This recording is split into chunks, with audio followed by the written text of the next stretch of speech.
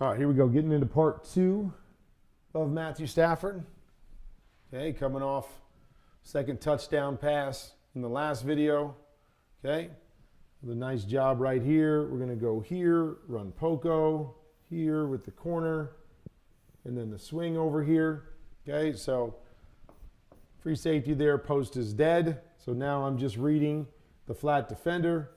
He gets depth. Once again, Matthew Stafford does a great job taking what the defense is giving him, not forcing the ball down the field. A lot of people had those questions coming into the season after what he did in Detroit at times because he was trying to carry that football team.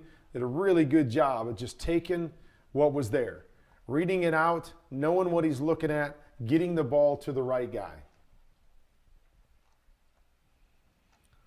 Interesting concept right here. Not really sure what they're trying to do. We're going to run up here and run a hook, and then we're going to run a shallow right into that. Again, not exactly sure the concept here. Maybe he's supposed to read and run the shallow, and it's like a drive concept. Possibly, not sure. But he runs the hook. OBJ's coming right underneath him, so they're both going to the same spot. Nonetheless, kind of double teamed Cooper Kupp. Going to throw that shallow there. And unfortunately, this is the play where OBJ kind of had to reach back, plant that knee. Comes up with the injury.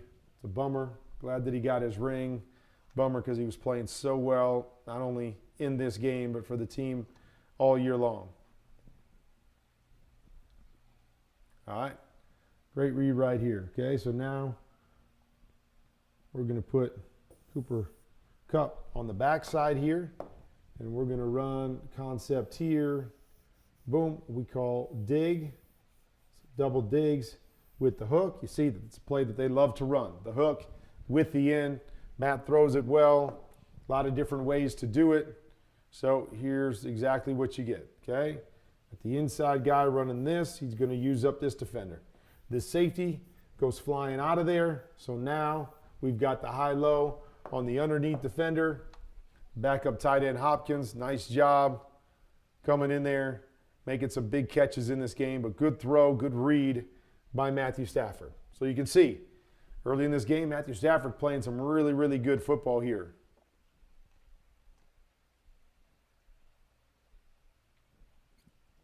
Okay. So here we're coming off the play action. Alerted it. We're going to block down here. We're going to come down here, and then we're going to go back to the flat. We're going to run a post, and then we're going to run the over right here. So he comes off the play fake, kind of the same thing. We're trying to put this corner in a bind. Force this guy to fill on the run. So now when I come out here, I've got a high-low right here. Maybe one play that Matthew Stafford missed. He's got plenty of time here in the pocket. Plenty of time. Gets this corner to turn his hips. Now I know he's getting banged a little bit here, but you'll see him separate right there. Okay, right there. Matt's just starting to take off at that point, but he got the corner to do what they wanted. He's got to respect that right there. Boom, big time throw on the over there. If he just settled in the pocket a little bit more, and this leads to a throwaway. Okay. Just double chips here, trying to protect. Third down situation, third and long. He's going to sprint this way. Now, a lot of people had issues with this particular play. Oh, Matt Stafford just throwing it up. I think this was a really, really smart veteran play. It's third and long. They're going to punt anyways. So I can get outside. I've got a chance to throw it up into the end zone to one of my guys. Maybe we get a PI. If they intercept it, so what? They intercept it. We're going to punt it anyways. It's just going to be like a punt into the end zone. And so I'm going to give my guy a shot, see if maybe we can get something positive out of it. Yeah, it got intercepted. Okay, oh, bummer. It was third and long. We're punting anyways. And then on this play, they got a unsportsmanlike conduct penalty that put them back on the 10-yard line. So at the end of the day, there was nothing bad that happened on that particular play. Really a benefit for the team. Let me go back to it one more time. I was just thinking more about the interception. But you're going to see right here, again, it's third and long.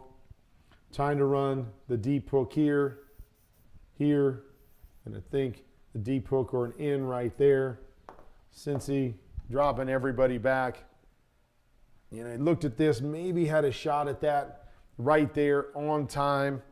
Really didn't like it. Corner was squeezing on that, and that's what ultimately led him to bail and then just give his guy a shot. All right. Here we go. Empty set, motion Cooper Kupp. So here we go again. Talked about it earlier. They liked this matchup. So now they ran the slant earlier. They're going to run a little slant and go, what we call a sluggo. Get one-on-one, we take it. Okay, man-to-man now. We're working back off of this.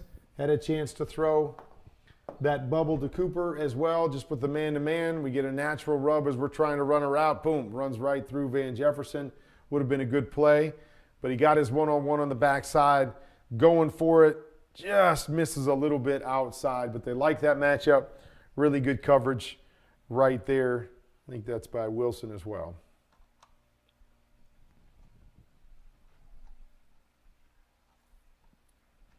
Again, sometimes you just take shots. Sometimes it's in the game plan. We get one-on-one. We're going to take our shots over there because we think our matchup is better. It felt like they wanted to do that a little bit with their running backs. Okay, now we're going to come back to the choice. One of the few times where they didn't double Cooper Kupp. I mean, this is like stealing right here with Cooper Kupp on the choice. Just thought maybe here, the end of the first half, get out of bounds right there. Don't use your last timeout. Instead, he's trying to make something happen, stays in bounds. They got to use their last timeout. I don't know if it costs them or not. They don't get any points out of it, but, you know, would have been more beneficial had they got out of bounds and maybe had a chance here, these later downs. All right, so here's one where they're going to run an inside fade with the slice, trying to get the choice route again to Cooper Kupp. They're going to double him, so going to work back to this side. Now it's tough because he's looking for the choice to Cooper Kupp and doesn't have it. Love to be able to come back and be able to see this one before you throw this inside fade. Now it's tough because you're reading one side and you're coming back to the other side. And as you see it, what we want is we want press against the inside fade. So if he saw it beforehand, he's probably thinking to himself, I got the perfect look for this inside fade. I'm going to look at Cooper, don't have it. I'm going to get back to that. Plus looking at Cooper will move that free safety to that side. But if he comes back a little bit sooner, is able to see it, man, there's the throw right there. I don't know how far he goes, but maybe he sets them up for field goal range with that little slice throw right there, and just a little bit too long on the inside fade.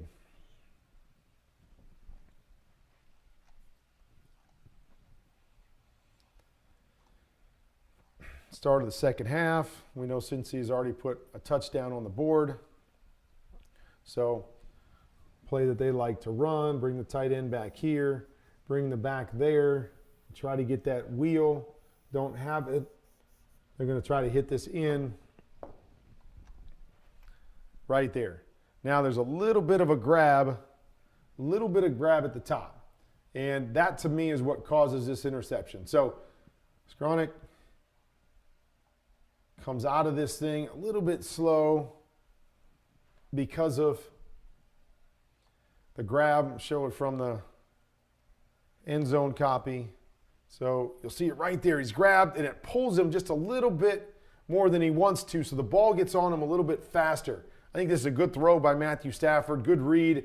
Ball just a little bit late. He tries to reach out and unfortunately pops up in the air, leads to the interception.